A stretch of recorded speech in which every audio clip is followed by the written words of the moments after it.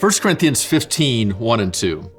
Now, brothers and sisters, I want to remind you of the gospel I preached to you, which you have received and on which you have taken your stand. By this gospel you are saved if you hold firmly to the word I preached to you. Otherwise, you have believed in vain. I'm an idea guy. I love to read. I love to listen to podcasts, to new concepts. I've spent the last 6 months kind of studying these new ideas on personality, and I see such a dramatic fit in the Genesis 2 and 3 and how God has created us to be. If I'm not very careful, I can be lured, tempted at every moment by some new concept that's out there. But whenever it comes to our faith is not so much about a new idea nearly as much as it is about kind of how my grandmother used to teach me how to sing it, the old story.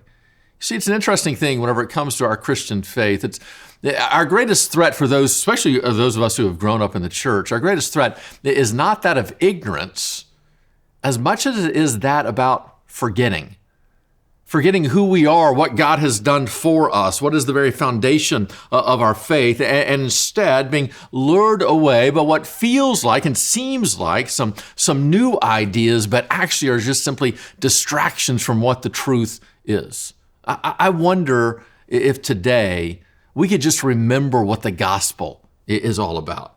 That we could remember that, first and foremost, that Jesus is the ultimate authority of our lives, that he has created us so that he now knows how life is supposed to be lived. So he's the ultimate authority. It's not some book, it's not some concept, it's not somebody else, it's not internally what's inside of me, that he is the ultimate authority.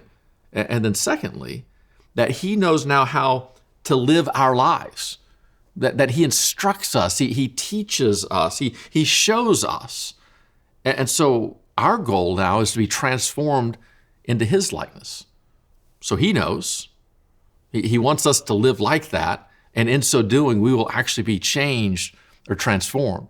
Think about how radically different that is of a gospel compared to what I so often make it if I'm not very careful, this idea that the gospel is a one-time decision that's now going to determine my eternity. And while that's true, it is a process, it's a beginning idea that does change my eternity. Salvation and the gospel itself is not just about me making a one-time decision and now I have insurance for the future. Instead, it becomes a way of life. It's a pattern. It's a pathway in which God desires to transform my heart. And the key now is for me to hold fast, the text says, to this gospel that is the actual truth, understanding that at every single moment, I'm going to be tempted to let go of it. As I reach for a new concept, a new idea, as I look towards something else, I will let go of what is the basic truth of who God is and who he's made me to be. Now, I wonder as we go through this day, what is it that God wants to remind you of? And how is it that the old story, God's in charge, he knows how to live life. Now he wants to transform you into his likeness. How could that change today?